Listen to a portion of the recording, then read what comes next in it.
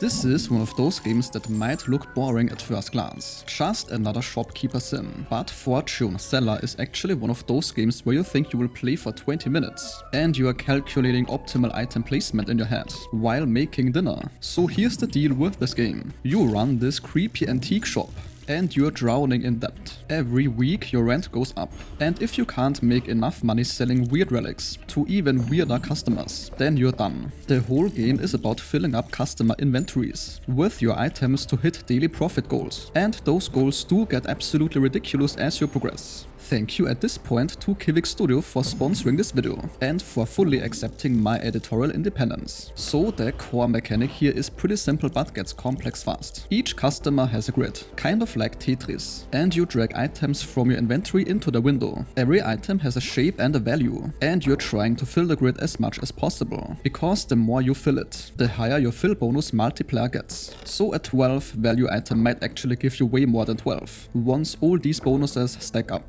Now here's where it gets interesting. The customer grids have these modifier spaces. Some are positive, some are negative. A positive modifier might say 2 times value for alchemical items. So if you put an alchemical item there, it's double value. The negative modifiers do the opposite. The game has 4 main item types: organic, antique, heirloom, and alchemical, plus some special anomalous items later. Then you've got tarot cards. Between customers you're building this tarot deck that gives you permanent bonuses.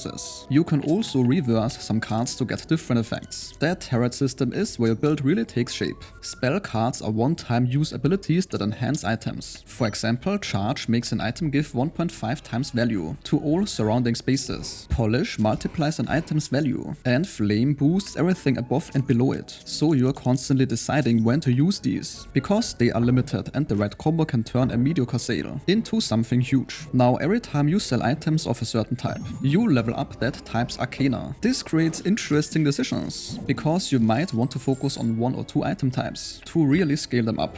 But then you are limited when customers want something else. Between selling sessions there's also a shop phase, where you can buy new items, tarot cards, or spell cards. You can also take contracts, which are these risk-reward deals. Some of these contracts are great, others can totally mess you up if you're not careful. The signature item is important. Each build starts with 1 unique item that gets plus 10 value every time you sell it. So it becomes this powerhouse you want to sell as often as possible. This one just keeps growing. The difficulty curve seems rather steep. Week 1 goals are manageable, maybe a few thousand. By week 2 you need tens of thousands. Week 3 is hundreds of thousands. And later weeks require millions. The game expects you to really optimize your build and use every trick you find. There are different builds to unlock, each with different starting items and signature abilities. For instance, there's one build that focuses on selling a single high value item, but another focuses on stacking small items efficiently. This really changes how you approach each one. The aesthetic is also properly unsettling. Customers have creepy photos with weird requests. Moon faces have disturbing faces. And items have names like toddler's teeth. It's got this feeling where everything feels slightly wrong. The main issue I can see is all the mental math. Once you understand the systems, you are constantly calculating whether swapping items gives more value, whether to restock and lose the fill bonus, whether to save spells. It can get exhausting, but when it clicks, it has those moments where you arrange everything just right and watch the numbers go crazy. And this sentence concludes today's video. If your time was respected, a like or comment is very much appreciated.